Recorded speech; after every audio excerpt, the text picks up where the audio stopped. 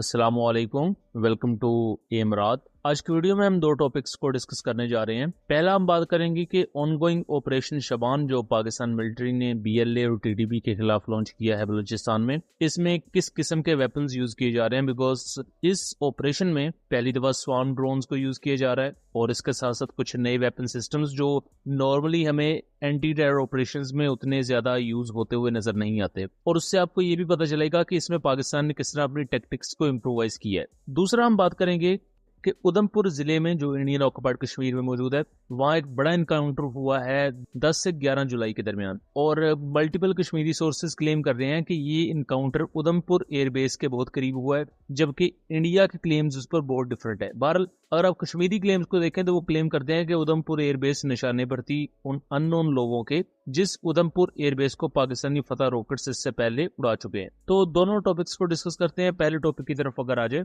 Operation Shaban हम सब जानते हैं कि पाकिस्तान आर्मी ने बलूचिस्तान में शुरू किया 5 जुलाई को, और ये ऑपरेशन बेसिकली जो बहुत बड़ा एक अटैक हुआ था लसबेला में, देन जियारत में जो असॉल्ट हुआ पुलिस स्टेशन पर जिसमें तकरीबन 25 से ज्यादा पुलिस वाले शहीद कर दिए गए थे, उसके बाद एक ग्रैंड ऑपरेशन लॉन्च किया गया है बीएलए और टीडीपी के खिलाफ, बिकॉज इस एरिया में बीएलए और टीडीपी इकट्ठी ऑपरेट कर रही है।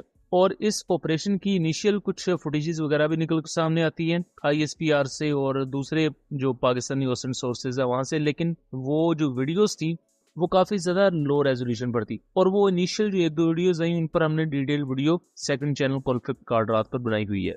बट अब एक्सक्लूसिव विजुअल्स निकलकर सामने आ रहे हैं इस ऑपरेशन के, जिसमें मल्टीपल नई चीजें ऑब्जर्व की जा सकती हैं। सबसे पहले ये जो आप ये वीडियो देख रहे हैं, इसमें पाकिस्तान आर्मी और पाकिस्तान फ्रंटियर कोर यानी कि एफसी के स्वार्म ड्रोन्स को देखा जा सकता है। ये स्वार्म ड्रोन्स न सिर्फ जासूसी का काम करते हैं बल्कि ये एक्सप्लोसिव मटेरियल भी लेकर जा सकते हैं, यानी कि कामिकाजी ड्रोन या किलर ड्रोन की तरह ये काम कर सकते हैं। ऑल्दो कि एक फुल फ्लैज या एक फॉर्मल लर्टिंग म्यूनिशन जितना ये बारूदी मवाद कैरी नहीं कर सकते, बट स्टिल जिस तरह के लर्टिंग म्यूनिशन है ये किसी भी व्हीकल को डिस्ट्रॉय करने के लिए, किसी छोटी हाइड आउट को डिस्ट्रॉय करने के लिए मोर देन इनफ है। प्लस ये एक्सपेंसिव एयर लॉन्च मिसाइल्स या इवन एंटी टैंक मिसाइल की निस्बत भी बहुत ज्यादा सस्ते होते हैं, और यूक्रेन रशिया वॉर में हम इनका यूज देख चुके हैं कि बहुत ही ज्यादा हाई वैल्यू इक्विपमेंट को इन्होंने डिस्ट्रॉय किया हुआ है। तो ये चीज एक नई इंप्रूवमेंट है कि इवन बलूचिस्तान में भी पाकिस्तान इन स्वार्म ड्रोन को यूज कर रहा है और उसी की बेस पर टैक्टिक्स बनाई जा रही हैं। फिर दूसरी अगर ये मैं वीडियो दिखाऊं तो यहाँ पाकिस्तान की एफसी कमांडोज देखे जा रहे हैं जो एक जगह जिन्होंने एक जगह पोजीशन ली हुई है, और ये छोटा सा उनका शॉट है। फिर आगे की जो वीडियोस हैं ये पाकिस्तान आर्मी के कोबरा अटैक हेलीकॉप्टर्स की हैं, बिकॉज कोबरा अटैक हेलीकॉप्टर्स एक बड़े नंबर में इन ऑपरेशंस में हिस्सा ले रहे हैं। बिकॉज शबान ये एक पूरा पहाड़ी सिलसिला है कोयटा के नजदीक, तो कोयटा जियारत देन उसके बाद इसके इर्द गिर्द के एरिया में जब बीएलए ने और टीडीपी ने जॉइंट ऑपरेशंस लॉन्च किए, तो इन मिलिट्री ऑर्गेनाइजेशन ने पाकिस्तान की जवाबी कार्रवाई से डरते हुए इस पहाड़ी एरिया में या माउंटेनियस रीजन में पनाह ली हुई है या वो छुपे हुए हैं। बिकॉज एक तो यहाँ उनके हाइड आउट्स हैं, दूसरा यहाँ कुदरती तौर पर ऐसी सुरंगें और ऐसा रगड ट्रेन मौजूद है जहां हम नॉर्मल लैंड फोर्सेस को यूज करते हुए या सिर्फ अपने फाइटर जेट्स के थ्रू जितनी मर्जी पहाड़ों पर बमबारी करते हैं उन हाइड आउट्स को डिस्ट्रॉय नहीं किया जा सकता। यही वजह है कि पाकिस्तान इस वक्त स्वार्म ड्रोन्स को भी यूज कर रहा है, फिर उसके बाद चॉपर्स को यूज किया जा रहा है, और इसके साथ साथ स्पेशल फोर्सेस को भी यहाँ डिप्लॉय किया गया है। इसके बाद कुछ नए विजुअल्स पर आ जाए तो पाकिस्तान आर्मी की LLR 81 मिलीमीटर के मॉडर्स को यहाँ देखा जा सकता है।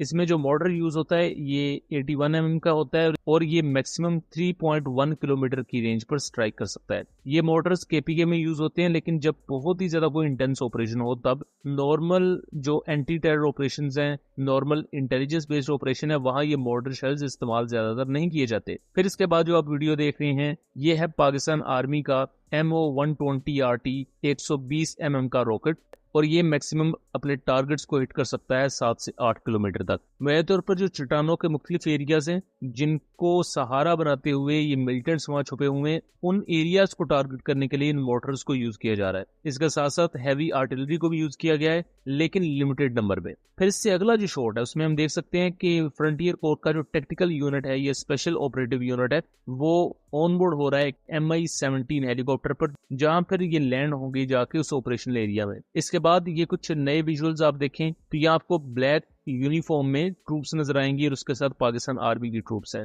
ये जो ब्लैक कलर के यूनिफॉर्म में सोल्जर्स मौजूद हैं ये basically Balochistan police elite force और काउंटर टेररिज्म फोर्स से बिलोंग करते हैं, बट स्टिल इनके पास कोई प्रॉपर गन साइड सिस्टम आपको नजर नहीं आएगा अनफॉर्चुनेटली, और इनकी कोई सेपरेट ड्रोन फोर्स भी नहीं है। तो यहाँ पाकिस्तान को फिर इन अपग्रेड्स पर थोड़ा सा काम करना पड़ेगा कि ये इतने वेल इक्विप्ड हों कि अगर किसी एरिया में लेट्स सपोज आर्मी को पहुंचने में 30 मिनट लग रहे हैं, 45 मिनट लग रहे हैं, बिकॉज बलूचिस्तान का रकबा बहुत ज्यादा है, तो वहाँ ये खुद इन ऑपरेशंस को सर अंजाम दे सके। उसके लिए ड्रोन सपोर्ट इनके लिए होना जरूरी है, इनकी वैसी ट्रेनिंग की जाए, और इसके साथ साथ at least basic gun side system तो इन्हें प्रोवाइड किए जाए, वो इनके पास नहीं है अनफॉर्चुनेटली।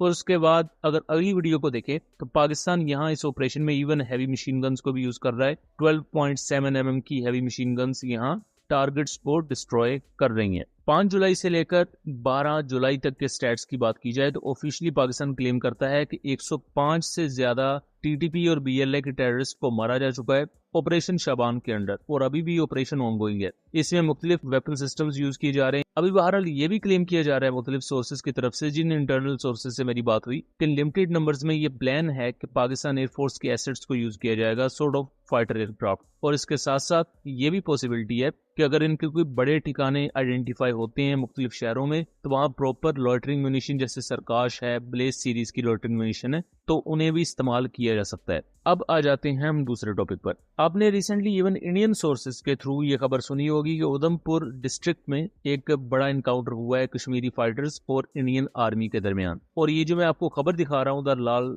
चौक जर्नल की, ये खुद इंडिया का ही सोर्स है। तो ये वहां उन्होंने बहरहाल इस चीज को कंफर्म किया है कि उधमपुर डिस्ट्रिक्ट में एक बड़ा इनकाउंटर हुआ है। इंडिया का नेशनल मीडिया इससे पहले उधमपुर में जो बड़े इनकाउंटर होते रहे हैं या इस तरह का एक्सचेंज ऑफ फायर होता रहा है तो उसको कवर करता रहा है, लेकिन इस दफा कुछ इंडियन सोर्सेज ने कंफर्म जरूर किया, बट इंडिया का नेशनल मीडिया खामोश रहा या उन्हें खामोश करवा दिया गया। लेकिन अगर आप कश्मीरी सोर्सेज की बात करें तो उनका क्लेम है कि उधमपुर एयर बेस के बहुत करीब ये एनकाउंटर था और उधमपुर बेस ही बेसिकली निशाना थी, और वो पूरी रात ये खबरें आती रही कि बहुत ही ज्यादा intense exchange of fire report किया जा रहा है और इंडियन सिक्योरिटी फोर्सेज की तरफ कैजुअलिटीज भी रिपोर्ट की गई। अब जहां तक सवाल है कि क्या उधमपुर एयरबेस टारगेट हुई या उसको कोई नुकसान पहुंचा, तो वेल उसके कोई विजुअल्स या सबूत नहीं है, बट उधमपुर एयरबेस के नजदीक एक बहुत बड़ा इनकाउंटर जरूर हुआ है जिसमें इंडियन आर्मी को लिमिटेड नुकसान भी पहुंचे हैं। बट उधमपुर एयरबेस को टारगेट किया जाना वो एक वजह ये भी है कि ये एक इंडिया की स्ट्रेटेजिक बेस है। इसके साथ साथ इंडिया अपने ड्रोन ऑपरेशंस के लिए उधमपुर बेस को बहुत ज्यादा यूज करता है। वैसे तो इस एयर बेस को पाकिस्तान ने मई 2025 में निशाना बनाया था और इसे हिट किया था पाकिस्तान के 3 फतह-1 रॉकेट्स ने और एटलीस्ट 2 लॉइटरिंग म्यूनिशन YH-3 ने। और अगर आप उधमपुर बेस को देखें तो ये कोई बहुत बड़ी एयर बेस नहीं है साइज के लिहाज से। इस पर एक रनवे है और उसके साथ साथ आपको स्पोर्ट कंपाउंड्स देखने को मिलेंगे और इसके साथ साथ दूसरी फैसिलिटीज। यहाँ से ड्रोन ऑपरेशंस वगैरह ज्यादा देखे जाते हैं, लेकिन फाइटर एयरक्राफ्ट एज सच कोई डिप्लॉय नहीं किए जाते। लेकिन इंडिया ने मई 2025 में यहाँ से मिराज 2000 एयरक्राफ्ट डिप्लॉय करवाए थे, जिनमें से एक मिराज 2000 पाकिस्तान ने शूट डाउन कर दिया था। इसके साथ साथ पाकिस्तान की जो जॉइंट प्रेस कॉन्फ्रेंस थी उसमें यह भी कहा गया था कि इंडिया अपनी वेस्टर्न एयरबेसिस पर, यानी कि जो पाकिस्तानी बॉर्डर के करीब एयरबेसिस हैं, जिनमें श्रीनगर की एयरबेस है, उधमपुर है और भी बहुत सी एयरबेसिस हैं, उनमें से कुछ एयरबेसिस पर इजरायली ऑपरेटिव्स तक को यूज कर रहा है जो इंडियन मिलिट्री ऑफिशियल्स को ड्रोन टैक्टिक्स वगैरह सिखा रहे हैं। तो यहाँ उधमपुर एयरबेस के करीब ये एम्बुश होना या उधमपुर डिस्ट्रिक्ट में ये इतना बड़ा अटैक होना या इनकाउंटर होना, ये इंडिया के लिए खतरे की घंटी है। और आने वाले वक्त में इंडिया ने इस एरिया में सिक्योरिटी को और ज्यादा बीफ अप कर दिया है। सो इस पर जैसे मजीद डिटेल्स आएंगी हम उस पर भी आपको आगाह रखेंगे। सो ये था एक एनालिसिस। उम्मीद करता हूँ चीजें क्लियर रही होंगी। वीडियो पसंद आई हो तो इसे ज्यादा से ज्यादा शेयर कीजिएगा ताकि इस तरह की मजीद इन्फॉर्मेटिव वीडियोस हम आपके लिए लेकर आ सकें। मिलेंगे अगली वीडियो में, तब तक के लिए अल्लाह हाफिज।